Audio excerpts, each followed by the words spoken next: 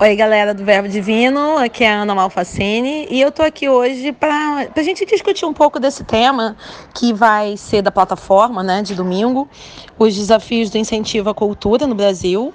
E nada melhor do que chamar os nossos queridos professores da área, né, tem o Robilu, o Wagner e o Alisson, que vão falar um pouco de algumas considerações que são importantes para você refletir antes de fazer essa redação, ok? Então, galera, acompanha aí e fica ligado nos áudios. Fala, moçada do Verbo. Professor Alisson falando com vocês sobre a redação Os Desafios do Incentivo à Cultura no Brasil. Bom, uma das questões gira em torno do financiador privado inverter a lógica cultural ao utilizar a cultura como um meio, como ferramenta para oferir lucro, e não como um fim em si mesma. Percebemos assim o poder da indústria cultural e sua razão instrumental, que transformam a arte e a cultura em um produto da lógica capitalista. O termo indústria cultural surgiu na década de 1940, no livro Dialética do Esclarecimento, Fragmentos Filosóficos, de dois caras muito importantes para a escola de Frankfurt, o Max Horkheimer e o Theodor Adorno. Uma forma de combater o problema seria determinar na lei de patrocínio cultural a necessidade de contrapartida social, levando as produções a comunidades carentes, a cidades de pouco acesso à cultura. Projetos de amplitude social dão evidência tanto para a produção quanto para o patrocinador. Essa Lei Rouanet aí, criada em 1991, né? Ela é uma lei que dá um incentivo à cultura ao Brasil, né? E o Brasil ele tem assim uma diversidade cultural muito ampla, até por conta do processo de miscigenação ou caldeamento do Brasil, conforme diz o sociólogo e antropólogo Darcy Ribeiro. Mas ao longo desses 28, 29 anos da Lei Rouanet, você teve muita polêmica, exatamente porque as regiões onde você precisa de maior incentivo, assim, à cultura, o dinheiro não era direcionado para essas regiões aí, caso especificamente do Nordeste e do Norte. Basicamente, esse dinheiro vinha em direção ao Complexo Centro-Sul, que é a região mais dinâmica do Brasil, né? Complexo geopolítico e geoeconômico, né? Mais dinâmico, que envolve ali a antiga região Sudeste, a antiga região Centro-Oeste e a região Sul. E isso muitas das vezes não foi feito de forma adequada, né? E acabou gerando polêmica. Inclusive, a direita usou muito isso aí, falando que alguns artistas se beneficiavam dessa lei Rouanet aí. Caso que eu não acredito muito, né?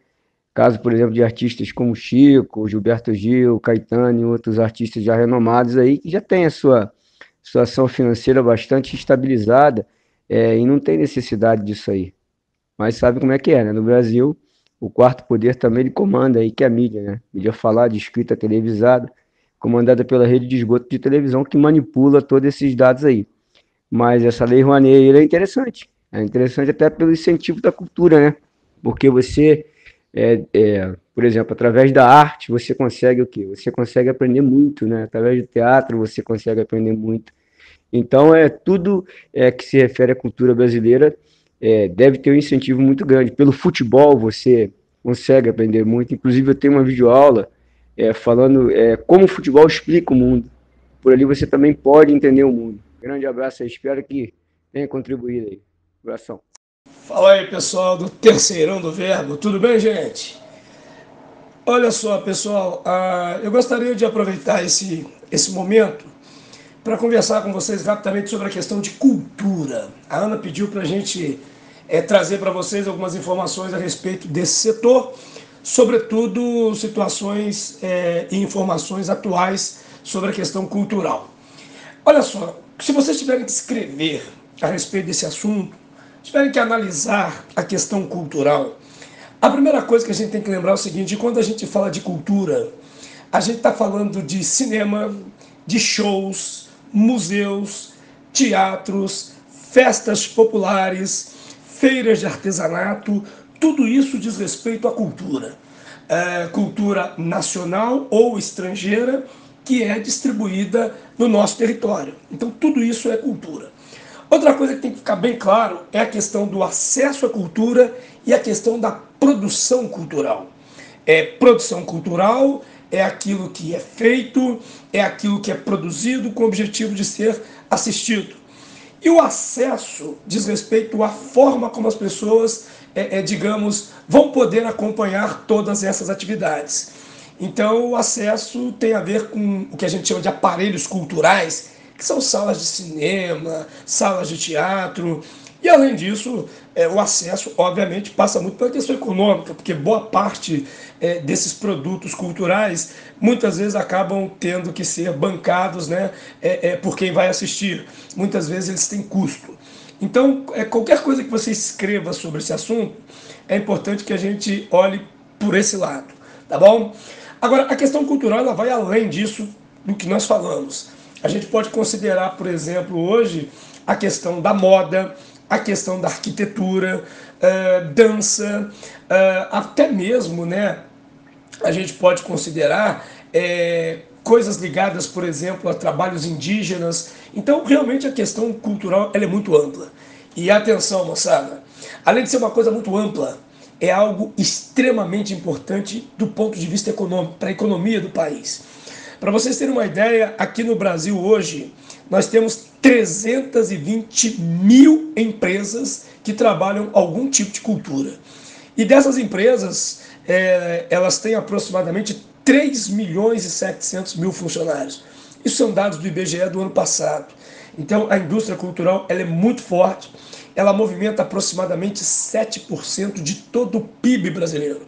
Então, de toda a riqueza que o Brasil produz, aproximadamente 7% vem do que a gente chama de economia criativa, né? Ou vem de todas essas atividades culturais. É um setor muito importante. Bem, vamos falar rapidamente sobre a questão da produção cultural. Hoje a gente percebe que produzir cultura no Brasil não é fácil porque, na verdade, é uma coisa cara. Para você montar um grupo de teatro, para você desenvolver uma peça de teatro, gastos com cenários. E muitas vezes, cara, você tem um outro problema, porque o poder aquisitivo do brasileiro, muitas vezes, ele não é suficiente a ponto das pessoas poderem pagar, né, por esses tipos de atividades. Acaba ficando caro para assistir uma peça de teatro, às vezes é até mesmo caro para boa parte dos brasileiros ir ao cinema. O próprio IBGE constata que se você pegar, por exemplo, as 15 maiores capitais do Brasil, 30% da população que mora nessas capitais, 30%, nunca foi a um teatro, né? Nunca passou perto de um museu e também não assistem shows. Então, quer dizer, mesmo morando em cidades grandes, onde esses serviços são oferecidos, digamos, com uma certa constância, elas acabam não podendo usufruir. Por quê? Porque o acesso é difícil.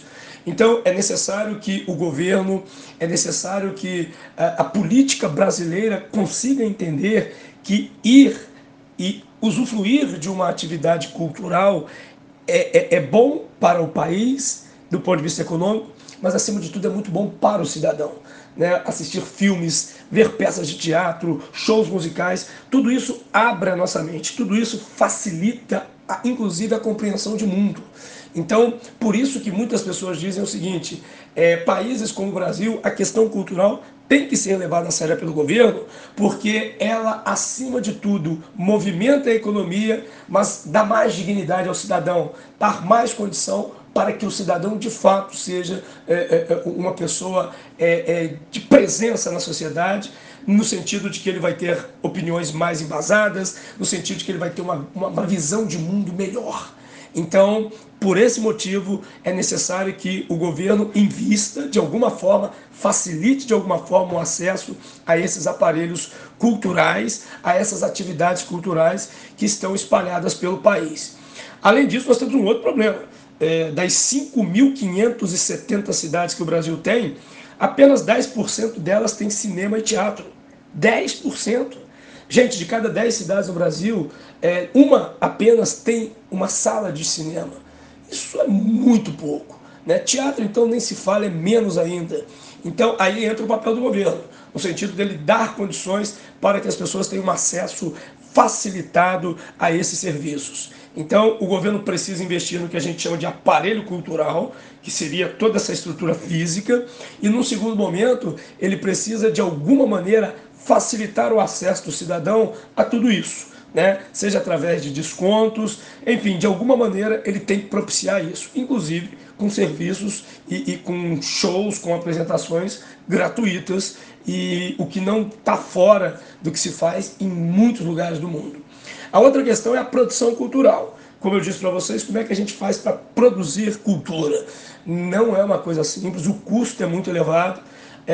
Nós temos aí a Lei Rouanet, que era uma lei que tentava, e que ainda existe, né, que tenta incentivar a produção cultural, mas de qualquer forma houve aí uma série de problemas, uma série de críticas, e hoje a Lei Rouanet passa por reformulações, tendo em vista o uso inadequado dela em alguns momentos.